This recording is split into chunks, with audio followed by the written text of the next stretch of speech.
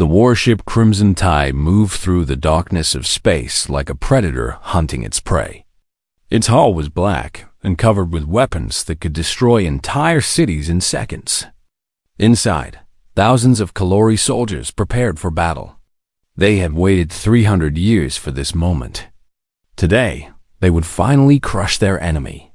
Commander Veltrix stood on the bridge with his arms crossed behind his back. He was tall, even for a Kalori. His skin was pale blue, and his eyes were completely black like two pools of oil.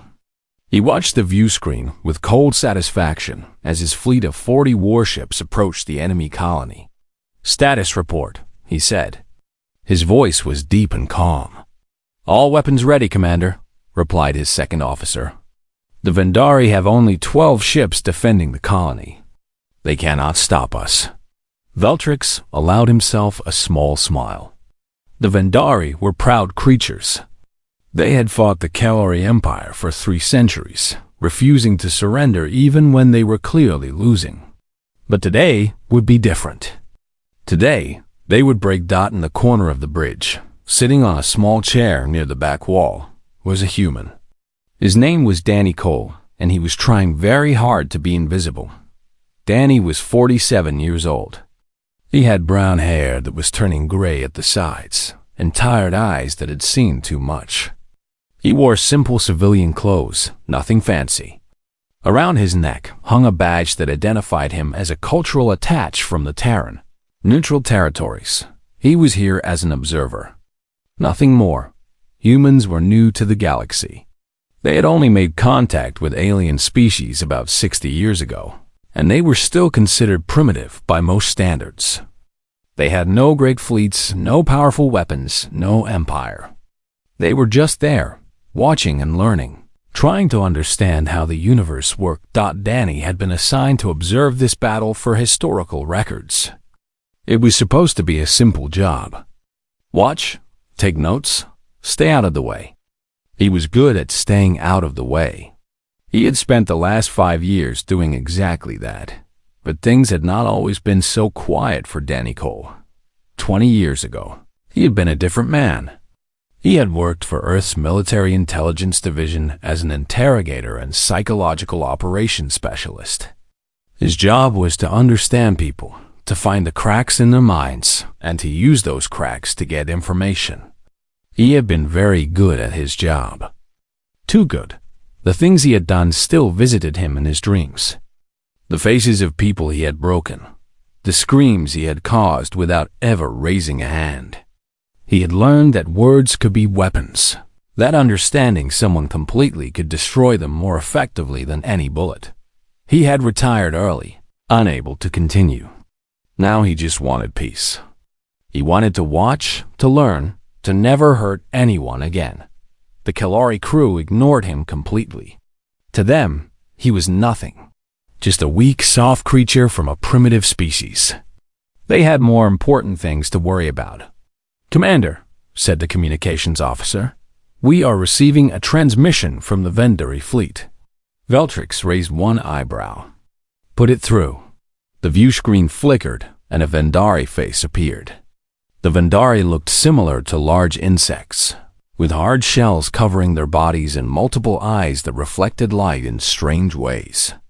This one was clearly a military officer, judging by the markings on his shell. "Kalori vessels," the Vendari said. "You are entering protected space. Turn back now, or face destruction." Veltrix laughed. It was a cold, cruel sound. "You have 12 ships. We have 40. Your threats are meaningless." "We will not surrender Nexus 7, the Vendari replied. "We will fight to the last soldier. Then you will die," Veltrix said simply. He made a cutting gesture, and the transmission ended. Danny watched this exchange in silence. He had seen this kind of thing before, many times. Two sides, both convinced they were right, both willing to kill and die for their beliefs. It never changed, no matter what species was involved. He made a note on his datapad. Vendari refused to surrender despite overwhelming odds. Cultural pride appears to override survival instinct. A young woman walked over and sat down next to Danny. Her name was Kira Marsh, and she was another human aboard the ship. She served as a liaison officer, helping with translation and communication between the Kilori and any neutral parties. "You look tired," she said quietly. Danny shrugged. "I always look tired." Kira was in her late 20s, with short black hair and sharp, intelligent eyes. She had studied alien psychology at university and was fascinated by the different species of the galaxy. This was her first time seeing a real battle, and Danny could see the nervous energy in her movements. "Do you think it will be quick?" she asked. "Probably," Danny replied. "The Vendari are outgunned. Unless they have some kind of secret weapon, this will be over in a few hours." "It seems sad," Kira said. "All those lives lost for nothing." Danny nodded slowly. "War is always sad. But it is not our place to interfere. We are just observers." He said those words, but something felt wrong. He had noticed something strange in the Vendari commander's eyes during the transmission. It was not just defiance or pride. There was something else there. Something that looked almost like fear. But fear of what? The Kalari were strong, but they were not terrifying. The Vendari had fought them for centuries. They knew what to expect. Danny pushed the thought away. It was not his problem. He was just here to watch. The fleet moved closer to Nexus 7. On the view screen, Danny could see the Vendari ships forming a defensive line. They were arranging themselves in a strange pattern, all of them clustered around a single transport vessel in the center. "Interesting," Veltrix muttered. "They are protecting something." "Should we target the transport first?" asked his tactical officer. Veltrix shook his head. "No, destroy the warships first. Whatever they are protecting, we will take it after they are dead." Danny leaned forward slightly, his old instincts stirring despite his efforts to ignore them. The Vendari were not acting like a fleet preparing to fight. They were acting like a fleet preparing to sacrifice themselves. Something was very wrong here. But Danny said nothing. He sat back in his chair, gripped his datapad, and reminded himself that he was just a spectator. Whatever was about to happen, it was not his concern. He could not have been more wrong. The first shots were fired at exactly 1400 hours, ship time. Kalori plasma cannons lit up the darkness of space with bright blue fire. The Vendari shields absorbed the initial attack, but everyone knew they could not hold for long. Danny watched the battle unfold on the view screen. It was beautiful in a terrible way. Ships moved like dancers, spinning and weaving through streams of deadly energy. Explosions bloomed like flowers, silent in the vacuum of space. Lives ended in flashes of light that lasted only seconds. "Their shields are failing," reported the tactical officer. 3 enemy ships destroyed. 9 remaining.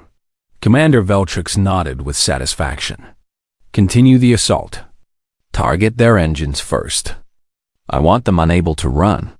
The Crimson Tide shook as a Vendari missile struck its hull. Alarm screamed briefly before being silenced. The damage was mired. In his corner. Danny continued to take notes. His hand was steady, but his mind was racing. The Vendari were fighting hard, but they were not trying to win. They were trying to buy time. Every move they made was designed to protect that transport ship in the center of their formation. What could possibly be worth dying for like this? Kira appeared at his side again, her face pale. She was holding a small translation device, and her hands were shaking. "Danny," she whispered urgently, "I need to show you something." He looked at her with mild curiosity. "What is it?" "I have been monitoring the Vendari communication frequencies," she said. "Standard procedure for a liaison officer. But something strange is happening. Their messages are not about the battle." Danny frowned. "What are they about?" Kira sat down next to him and showed him the translation device. Lines of text scrolled across the screen. Vandari messages converted into human language. Danny read the first few lines and felt his blood turn cold. The Hollow One is aboard the enemy flagship. Repeat, a Hollow One has been confirmed. This changes everything. Protect the transport at all costs. The children must survive. He looked at Kira with confusion. Hollow One? What does that mean? I did not know either, Kira said. So I searched the old intelligence files. The ones from before first contact, when we were still learning about the galaxy. She paused, her voice dropping even lower.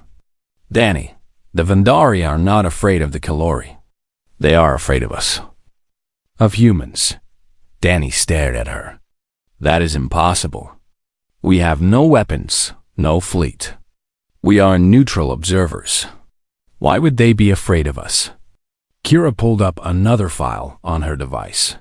43 years ago, before humanity made official contact with anyone, a human colony ship got lost in uncharted space. It crashed on a planet called Valith 9, which was controlled by the Vandari. Danny nodded slowly. He had heard stories about lost colony ships. Space was dangerous, and not everyone who left Earth made it to their destination. There was one survivor, Kira continued. A man named George Palmer. He was a writer, a poet. Nothing special. The Vandari captured him and held him prisoner for 3 months while they studied him. What happened? Kira's face was very serious. The Vandari assigned 47 scientists to study George Palmer. They wanted to understand humans, to learn about our biology and psychology. But something went wrong. She showed him another document. It was a Vandari internal report, heavily classified. Within one cycle, which is about 30 days for them, all 47 scientists went insane. They started screaming about whispers that never stopped. Some of them hurt themselves. Others refused to eat or sleep. A few of them clawed out their own eyes. Danny felt a chill run down his spine. What did Palmer do to them? Nothing, Kira said. That is the terrifying part. He did not hurt them. He did not threaten them. All he did was talk to them. He asked them questions. He listened to their answers. He watched them with those calm human eyes. She pulled up one more file. It was a psychological assessment written by a Vandari doctor who had survived the incident. The human sees too much, Danny read aloud. He looks at you and he understands everything. Your fears, your secrets, your shame. He reflects it back at you like a mirror. He does not judge. He does not attack. He simply knows. And once he knows you, you cannot hide from yourself anymore. Danny sat back in his chair, his mind spinning. He understood now. The Vandari had encountered a human who was naturally good at reading people. George Palmer, the poet, had probably just been curious about his captors. He asked questions because he wanted to understand them. He listened because that was what writers did. But to the Vandari, it must have seemed like something else entirely. They had never encountered a species with such strong empathy, such natural ability to understand others. To them, it was not curiosity. It was invasion. A human looking at them was a human seeing into their souls, and they could not handle being seen.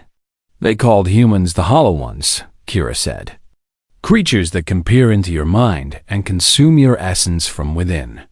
They classified the information and never spoke of it again. Most Vandari today have never heard of Valeth 9, but the military commanders know. The old ones remember. Danny looked at the view screen. The battle continued to rage, but the Vandari were losing. Only 6 ships remained, still desperately protecting that transport. They know I am here, he said quietly. Kira nodded. They detected your biosignature when we first arrived. That is why they are so scared. That is why they are willing to die. They think you are here to do something terrible. But I am not doing anything, Danny protested. I am just watching. That is what scares them the most, Kira replied. George Palmer was just watching too. Before Danny could respond, the communications officer spoke up. Commander Veltrix, we are receiving an unusual transmission from the Vendari fleet. Veltrix turned his head. What kind of transmission? It is a direct communication request, the officer said, his voice confused. But they are not asking to speak with you, Commander. Then who? The officer looked across the bridge, his black eyes settling on the small human figure in the corner. They are asking to speak with the human observer. Every Kellery on the bridge turned to look at Danny. There. Expressions ranged from confusion to suspicion to something. That might have been fear. Commander Veltrix stared at Danny for a long moment. The human stared back, his tired eyes calm and steady. Very well, Veltrix said slowly. Let him speak. Danny rose from his chair. His legs felt weak, but he forced himself to walk forward. He had spent 5 years trying to be invisible, trying to stay out of other people's business. But some things, it seemed, could not be escaped. He stood before the view screen and waited. A moment later, a Vendari face appeared. It was old, covered with scars, and its many eyes were filled with ancient terror. Human, the Vendari said, its voice trembling. We know what you are. Danny took a deep breath and prepared himself for whatever came next. The Vendari on the screen was Admiral Sorvex. Danny could tell this from the many decorations on his shell and the way the other Vendari officers stood behind him, waiting for his commands. He was old, perhaps very old by Vendari standards. His shell was cracked in several places, and some of his eyes had turned cloudy with age. But there was no weakness in his voice. Only fear, and beneath that fear, a terrible determination. Human, Sorvex said again. We know what you are. We know what your kind did to our researchers on Valeth 9. 47 Vendari scientists gone mad within a single cycle after exposure to just one of your people. They clawed out their own eyes. They screamed about whispers that never stopped. Whispers that came from inside their own minds. Danny stood very still. The entire bridge was silent. He could feel the eyes of every Kalori officer on his back, watching, waiting. I have never been to Valeth 9, Danny said carefully. I do not know what happened there. Sorvex made a sound that might have been a laugh, but there was no humor in it. Of course you do not. Your kind never knows. You do not even understand what you are. That is what makes you so dangerous. Commander Veltrix stepped forward. Admiral Sorvex, I am the commander of this fleet. If you wish to discuss surrender, you will speak with me. Sorvex's many eyes turned to look at the Kalori commander. For a moment, Danny thought he saw pity in those ancient eyes. You do not understand, Kalori, Sorvex said. You have won every battle in this war. You are stronger than us, faster than us, more numerous than us. But you have never faced a true threat. You do not know what it means to be hunted by something that can destroy you without weapons. We will not surrender to the Kalori, Sorvex continued, turning back to Danny. We would rather die than give you that victory. But we will surrender to the human. Take the transport ship. Take what we have protected. Do whatever you want with us. But swear, human, swear on whatever void you call sacred that you will leave our people in peace. Danny felt his heart beating fast in his chest. This was insane. He was just an observer. He had no authority, no power. He could not accept a surrender on behalf of anyone. Admiral, he said slowly, I think there has been a misunderstanding. I am not a soldier. I am not a leader. I am just a cultural attach, here to observe and record. I have no power to accept your surrender. Sorvex shook his head. You lie with truth. That is what your kind does. You say words that are technically correct but hide the deeper meaning. The human on Valeth 9 did the same thing. He said he was just a poet, just a writer. He said he meant no harm. But he destroyed 47 of our best minds without lifting a finger. The Admiral leaned closer to the screen, his cloudy eyes fixed on Danny's face. I have studied the reports from Valeth 9 for decades. I have spoken to the few survivors who could still form words. They all said the same thing. The human did not attack them. He just looked at them. He asked questions. Simple questions like a child asking about the world. But every question cut deeper than any blade. Danny said nothing. He could feel Kira standing somewhere behind him, probably taking notes. He could feel the Kalari officers shifting uncomfortably, confused by this strange conversation. He asked them about their families, Sorvex continued. About their dreams. About the things they regretted. About the choices they wished they could take back. And they answered, because how could they not? His eyes were so calm, so understanding. It felt safe to speak to him. The old Admiral's voice cracked slightly. But then they realized what they had done. They had opened their minds to a hollow one. They had shown him everything, every secret, every shame. And once he knew them, they could not stop seeing themselves through his eyes. They could not hide from the truth of what they were. Danny understood now. He understood completely. The human on Valeth 9 had not done anything magical or supernatural. He had simply been good at understanding people. He had asked questions and listened carefully to the answers. He reflected back what he heard, probably without even meaning to, but to the Vendari, who had never encountered such natural empathy. It must have seemed like mind-reading, like a violation of everything private and sacred. Humans were social creatures. They had evolved over millions of years to understand each other, to read faces and voices and body language. They could sense when someone was lying, when someone was afraid, when someone was hiding something. It was not magic. It was just humanity. But to aliens who had never developed such abilities, it was terrifying. Admiral Sorvex, Danny said quietly, I am sorry for what happened to your scientists. But I am not the man who hurt them. I am not here to harm anyone. I am just watching. Yes, Sorvex replied. You are watching. That is what frightens us. You are watching everything. You are seeing everything. And when you decide to act, we will not be able to stop you. An explosion lit up the view screen. Another Vendari ship had been destroyed. Only 5 remained now, still holding their position around the transport. My fleet is dying, Sorvex said. We cannot win this battle. But I will not let the Kalori take our children. The transport carries the last of our young ones, hidden away to protect our future. If the Kalori take them, our species will die within 3 generations.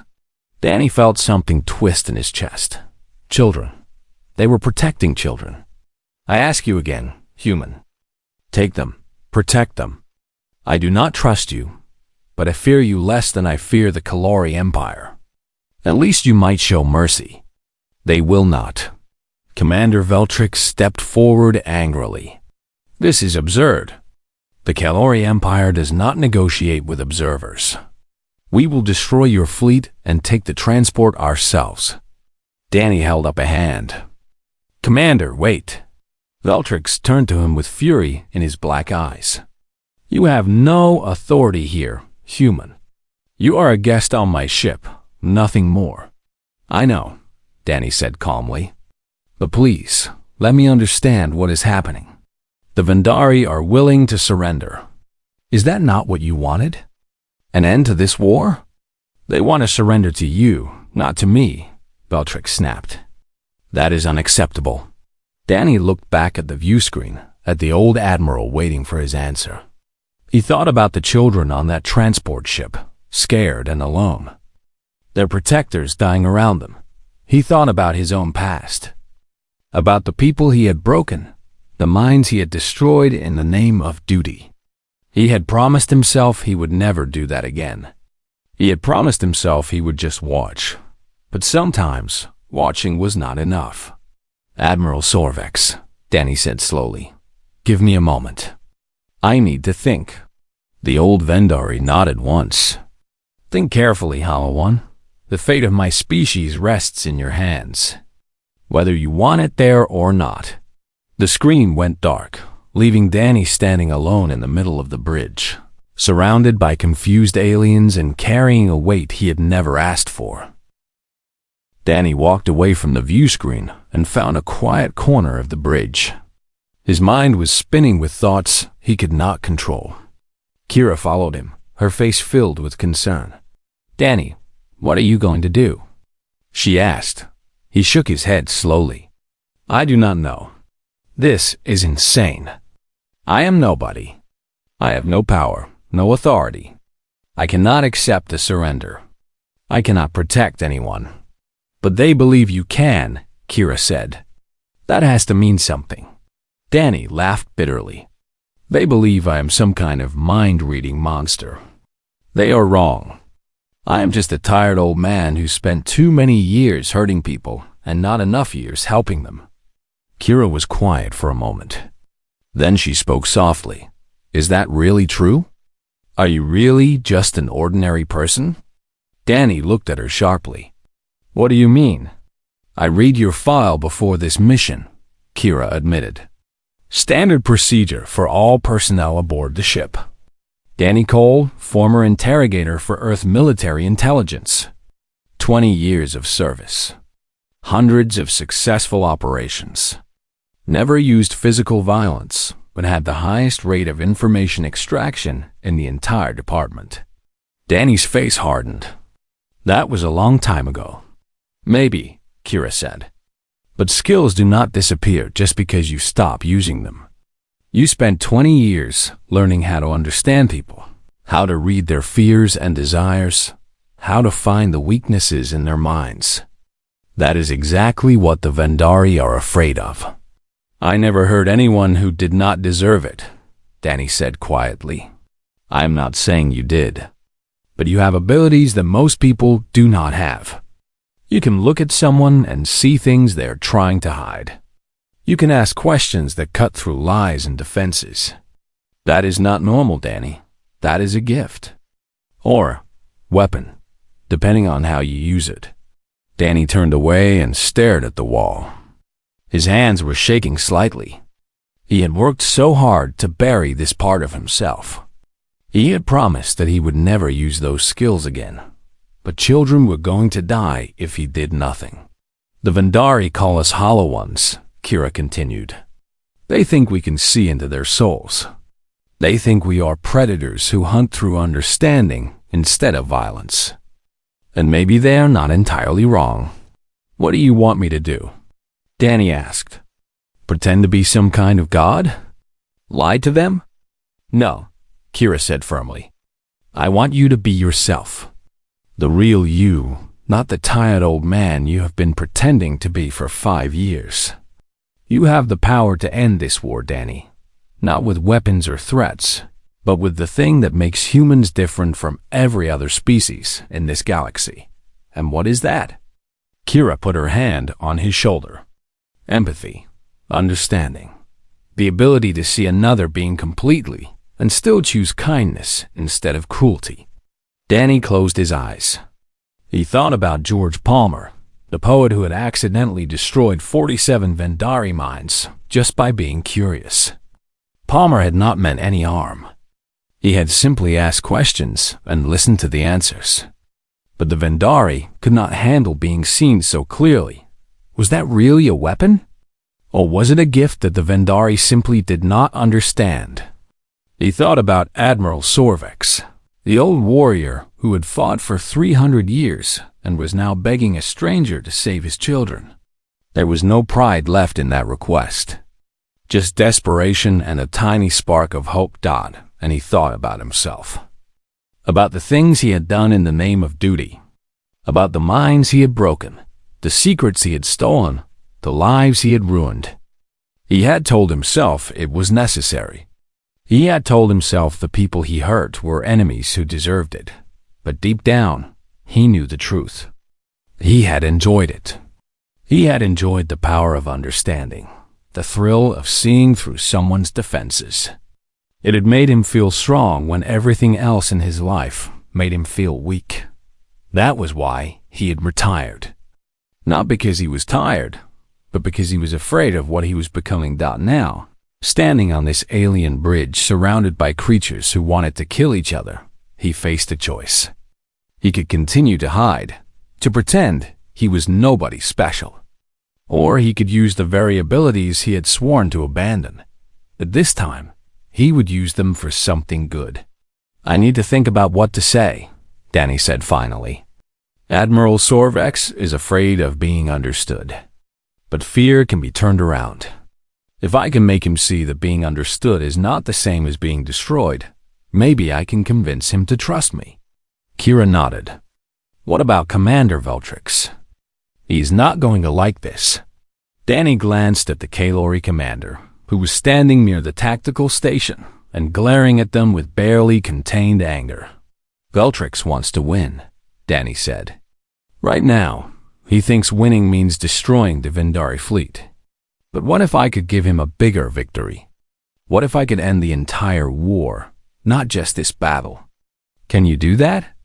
Danny smiled slightly. It was not a happy smile. "I spent 20 years convincing people to do things they did not want to do. I think I still remember how." He walked back toward the center of the bridge. The Kalori officers watched him with suspicion. They did not understand what was happening, but they could sense that something important was about to change. "Commander Veltrix," Danny said calmly, "I need to speak with you." Veltrix turned to face him. "You have nothing to say that I want to hear, human." "Maybe not," Danny agreed. "But let me ask you something. You have been fighting the Vendari for 300 years. How many soldiers have you lost? How many ships? How many resources?" Veltrix's eyes narrowed. "That is not your concern. It is if I can end it all today," Danny replied. "The Vendari want to surrender. They are offering to give up their children, the future of their entire species. If you accept this surrender, you will not just win a battle. You will win the war. The Vendari will have no choice but to accept whatever terms you offer." The commander was silent for a long moment. Danny could see the calculations happening behind those black eyes. Veltrix was a soldier, but he was also a leader. He understood the value of a complete victory. "And what do you want in return?" Veltrix asked finally. "I want the children to live," Danny said. "I want them protected, not destroyed. If you can promise me that, I will convince Admiral Sorvex to surrender everything." Veltrix stared at him. "You truly believe you can do this?" Danny met his gaze without flinching. "I am a hollow one, Commander. If the Vendari are right about what that means, then yes, I can do this." For the first time since Danny had come aboard, he saw something like respect in the Kalori commander's eyes. "Very well," Veltrix said slowly. "Make your attempt. But if you fail, I will destroy that transport ship myself." Danny nodded and turned back to the view screen. "Open the channel to Admiral Sorvex." The screen flickered to life, revealing the old Vendari admiral once again. His eyes were tired, his posture defeated. He had expected rejection. He had expected death. He did not expect what came next. Admiral Sorvex appeared on the view screen once more. His ancient eyes found Danny immediately, searching for some sign of what was to come. Behind him, his officers stood in tense silence. Beyond them, through the viewport of his own ship, the battle continued to rage. Only 4 Vendari warships remained now, their shields failing, their weapons running low on energy. "Human," Sorvex said. His voice was hoarse. "Have you made your decision?"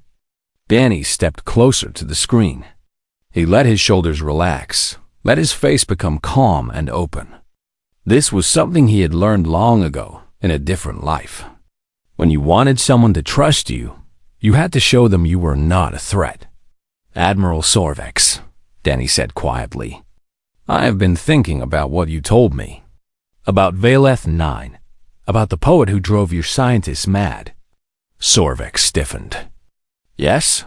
You said he destroyed them by understanding them, by seeing their fears and their secrets and reflecting them back like a mirror. You said they could not handle being known so completely. That is correct, Sorvex replied. Your kind sees too much. It is an invasion of the most sacred parts of our being. Danny nodded slowly. I understand why you feel that way. The Vendari are a private species. You value secrecy and control. Being seen by another, being truly known, must feel like being stripped naked in front of strangers. Sorvex said nothing, but his eyes flickered with surprise. The human was doing it again. He was seeing right through them. But I want to offer you a different way of thinking about it, Danny continued. When George Palmer asked your scientists about their families, their dreams, their regrets, he was not attacking them. He was trying to understand them. He was curious about who they were as people, not as enemies. His curiosity destroyed them, Sorvex replied bitterly. No, Danny said gently. They destroyed themselves. They could not handle looking at the truth of who they were. But that is not because the truth was too terrible. It is because they had never learned to accept themselves. The bridge of the Crimson Tide was absolutely silent. Every Calori officer was watching this strange conversation with growing fascination. Even Commander Veltrix seemed unable to look away. Admiral Sorvex, Danny said, I am going to do something that will probably frighten you. I am going to look at you. Really look at you. And I am going to tell you what I see. Sorvex's shell plates rattled with anxiety.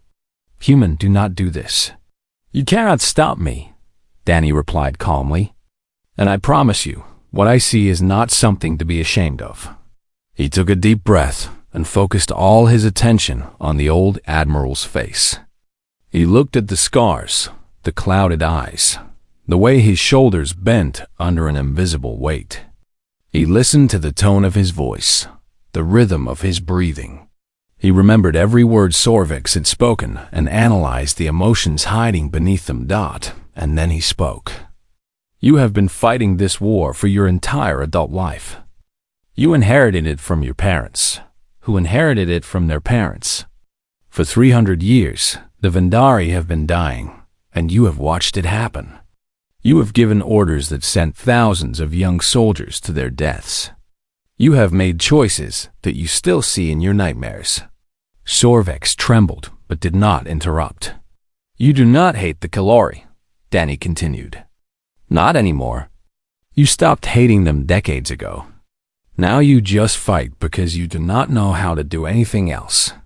The war is all you have. Without it, you would be nothing but a tired old creature waiting to die. Tears began to leak from several of Sorvex's eyes. His officers shifted uncomfortably, but none of them dared to speak. But there is something you fear more than death, Danny said softly. You fear being forgotten. You fear that after 300 years of sacrifice, your people will simply fade away. That all the pain and loss will have been for nothing. That the universe will continue without a single memory of the Vendari ever existing. Sorvex made a sound that was half sob, half laugh. You see everything, Hollow One, just like the old report said. I see you, Danny agreed. But I do not see a monster, Admiral. I see a father who has lost too many children. I see a leader who has carried an impossible burden for too long. I see a man who would give anything to protect his people, even if it means surrendering to his greatest fear. He paused, letting his words sink in. You asked me to swear that I would leave your people in peace. I will do better than that. I will tell you the truth. Sorvex looked up, his cloudy eyes meeting Danny's calm gaze. Humans do not want to destroy the Vendari, Danny said. We do not want to consume your minds or steal your secrets. We are curious about you, because you are different from us, and we find that beautiful. If you surrender today, if you let us protect your children, we will not erase your history. We will help you write a new chapter. Why? Sorvex whispered. Why would you help us? Danny smiled sadly. Because I have spent my whole life understanding people, and I have learned one thing above all else. Everyone, no matter what species, no matter what history, just wants to be seen without being judged. They want to know that someone understands them and still chooses kindness. He spread his hands. I see you, Admiral Sorvex. I see all of you, every scar, every regret, every fear. And I choose kindness. I choose to help you. Not because you deserve it, but because that is what humans do when we are at our best. The silence stretched for what felt like forever. On the view screen, Admiral Sorvex slowly lowered his head. His body shook with emotions he had suppressed for decades. His officers watched in disbelief as their ancient commander, the strongest and most stubborn warrior in the entire fleet, began to weep. We surrender, Sorvex said finally. His voice was broken but clear. The Vendari fleet surrenders. Not to the Kalori Empire. To the human. To Danny Cole. Commander Veltrix stepped forward.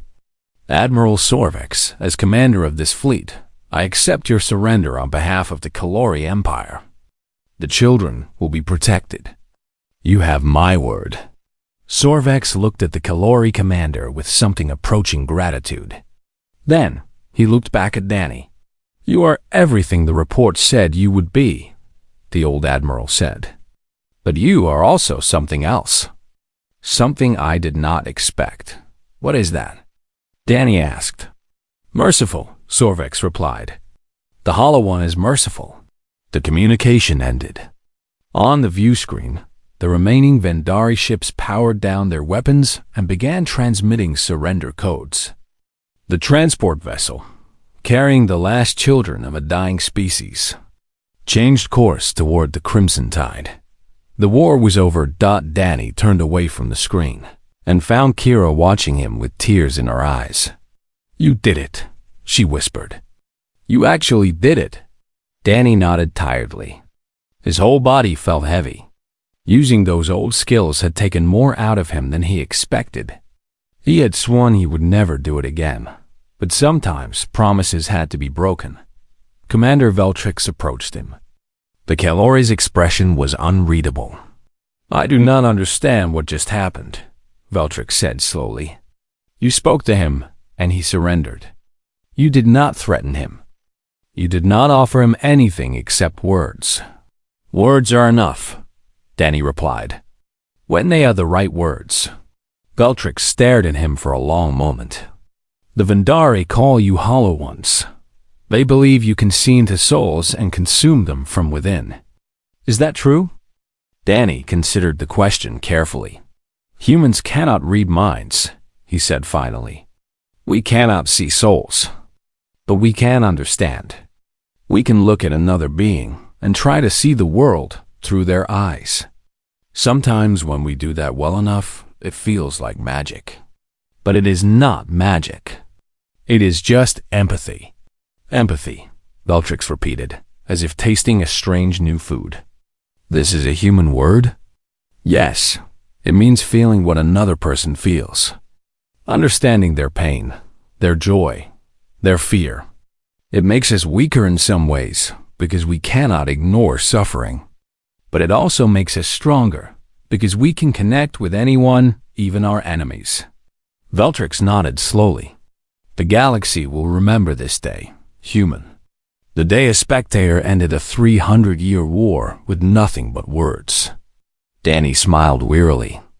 I am still just a Spectator, Commander. I was just watching a little more closely than usual. He walked back to his chair in the corner of the bridge and sat down heavily. Kira joined him, sitting quietly by his side. What happens now?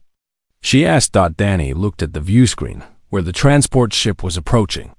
Somewhere inside that vessel, hundreds of Vendari children were waiting to learn if they would live or die. Now we help them, Danny said simply. That is what humans do. Outside the viewport, the stars continued to shine. The universe did not care about wars or surrenders or ancient fears. But on this ship, on this day, something had changed. A human had looked at an alien species and seen not enemies, but people. He had reached across the void of fear and offered understanding instead of violence. And the galaxy would never look at humanity the same way again.